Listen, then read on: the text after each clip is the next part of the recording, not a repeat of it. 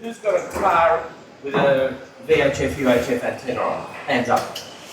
Oh, not as many as I expected. All right. Well, the car presents a unique problem. The damn thing's moving.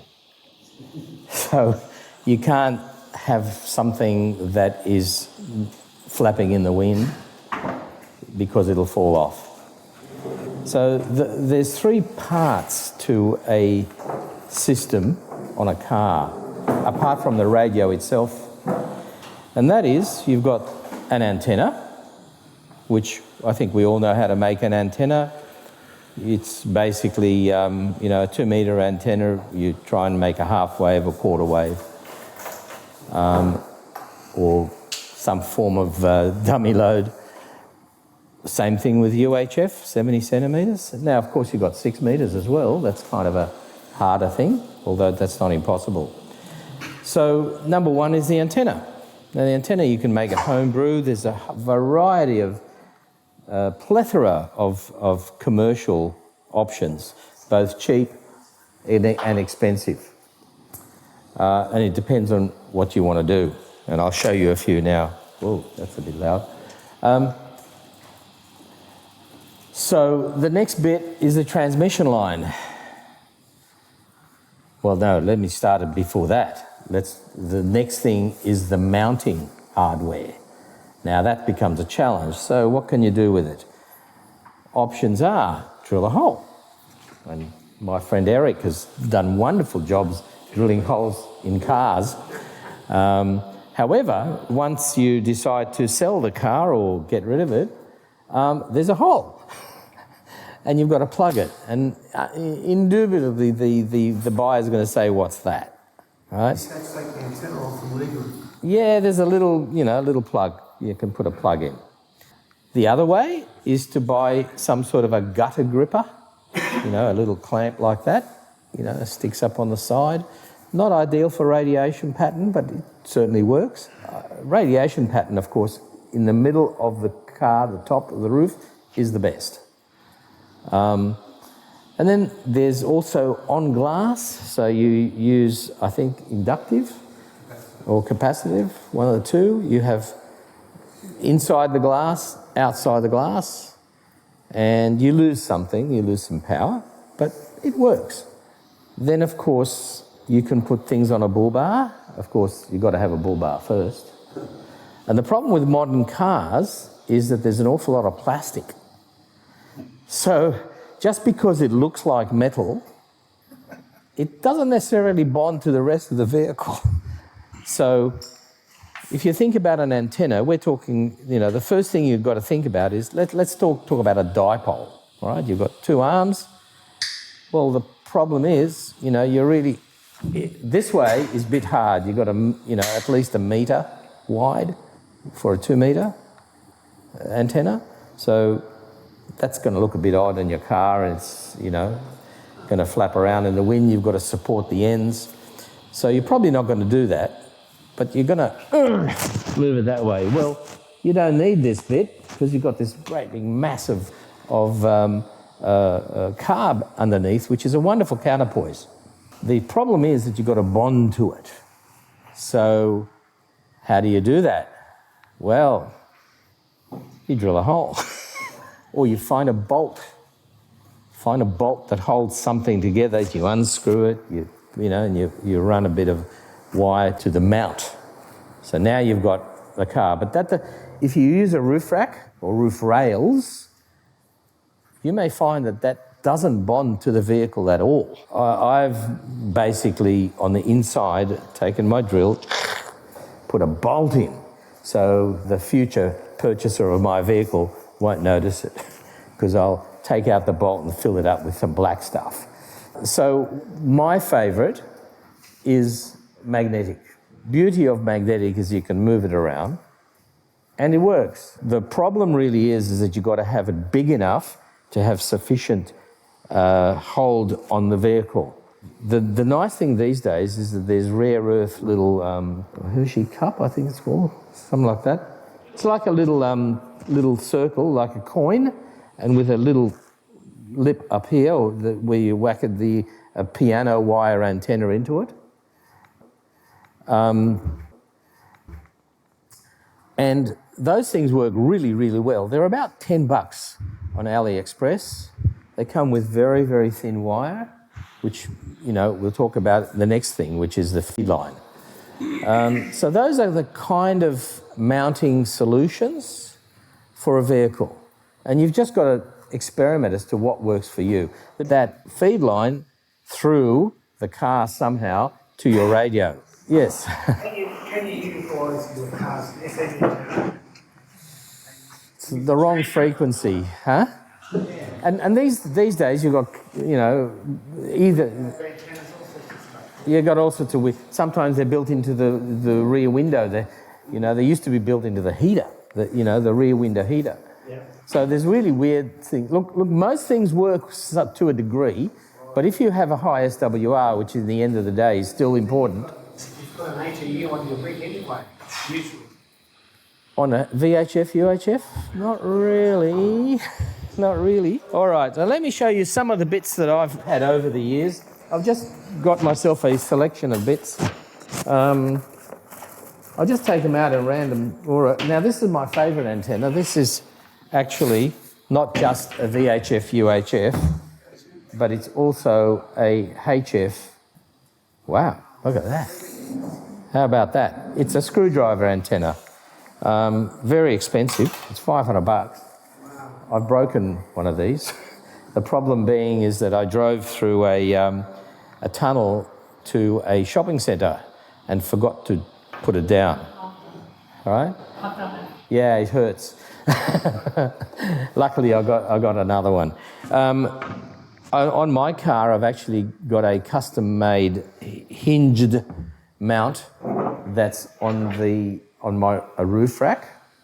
Okay, again, bonded to the car body, and most of the time it lives like this. And you'd be surprised, it's only about that far away from the roof. It actually works on VHF, UHF, not on HF. It's horizontal, right? But it works, surprisingly, all right? Anyway, so that's my one of my favourites. Okay, so here's one that I think, this is VK2V Eric, who's sitting over there.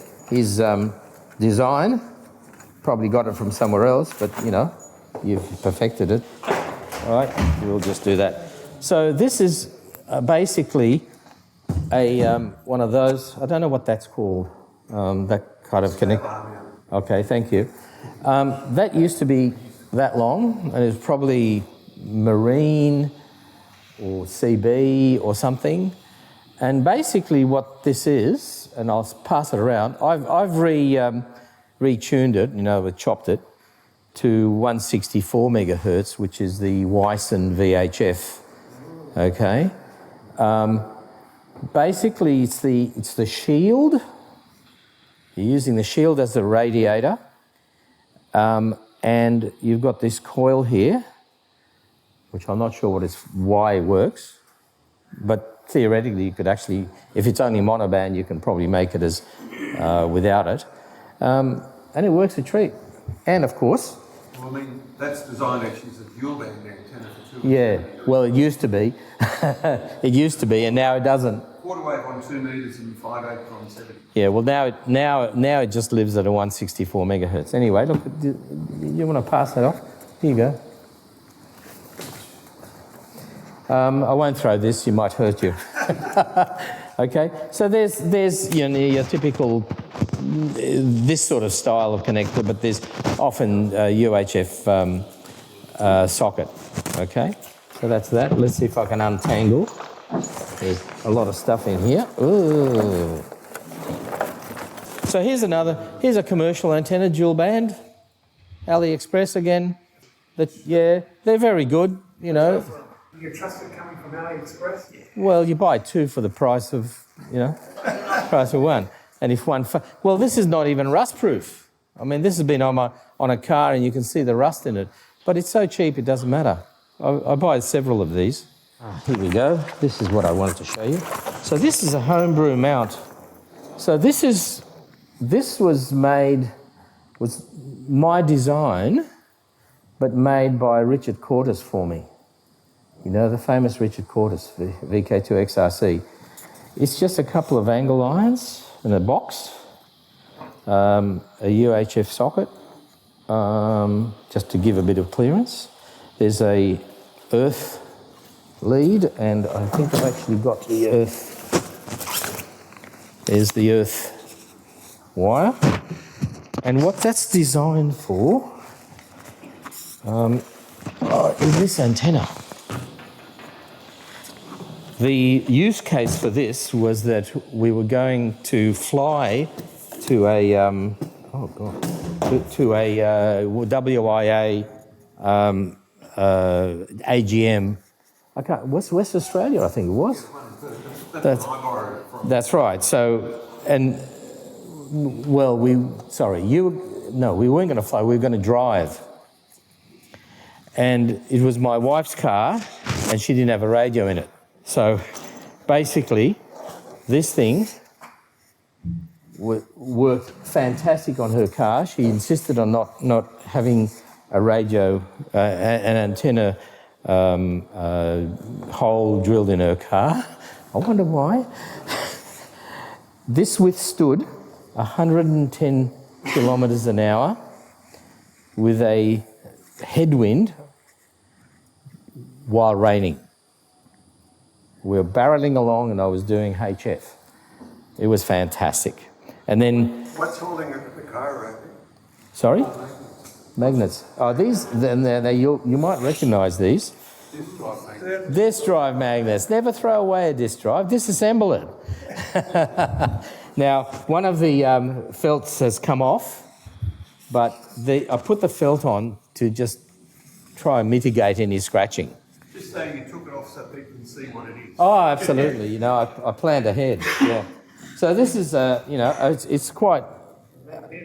The only way you can take it off is by lifting this one. Oh yeah, they grip like the Billy-O. Okay, so that's kind of a homebrew system. Yeah. So then of course you've got all these other commercial multi-band. Some of them work well, some of them don't. They're not really. This one actually I don't think works really well, to be honest. UHV6. It's got all these traps here for it claims it's let me see. Well, it's 2 meters and 70 centimeters, but it's also HF.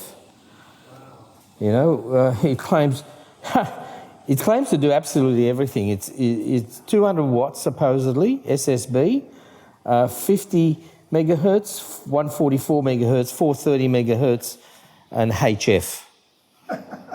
1 to 30. I mean, that's ridiculous. Don't forget your ground plate. Oh, well, you've got a car under it. 1,000 watts through that as well. Oh, no, I think it's 200 watts. Right. So that's another one. Look, you know, it's usable. Then you have a very simple antenna. Okay, this one is tuned for 6 meters. 6 meters and 2 meters, as it happens.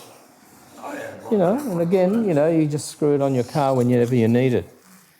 It's just got a lovely little thing. The problem with, if you have a vehicle where you can't change the antenna on your roof, the problem is that you're limited in going to shopping centres or low car parks. Always worth either having some sort of a removable, you know, unscrew it. Yeah, well, this one is used rarely, you know, probably for HCC. What else have I got? So this has not got the normal plug. This is I use it for an SDR. So the other thing that's really good about it is that these are removable. And the reason I say that is because this came from came with a little tiny antenna for the SDR, which of course is totally useless for VHF, UHF. UHF maybe, but so on. So I had another one of these and it rusted away, as you say, right? Because it was on my car for a long time. So basically I just transformed that back into a Well, in this case, it's for an SDR using for APRS. So 2 metres. So there we go. And at work, we bought a couple of dozen 433 UHF engines, 433 megatonnes from multiple sites on AliExpress. Yeah, look. Basically, none of them were effective anywhere. Put them on the Well, there's an awful lot of losses there. No, you put them on the analyzer and they get nowhere. Yeah. Now, the other thing is that you really, after you install an antenna system, whilst you're installing an antenna system, make sure that, you're checking SWR all the time. Because despite what the advertising says, it's not going to be exactly the same depending on where you put it. Now, most of the time, you can, even a 2.5 to 1 or 2 to 1 will work. But, it's better if it doesn't. All right, I might put my junk away and then hand over. All right, thanks very much. Raffy, Yes. Thank you.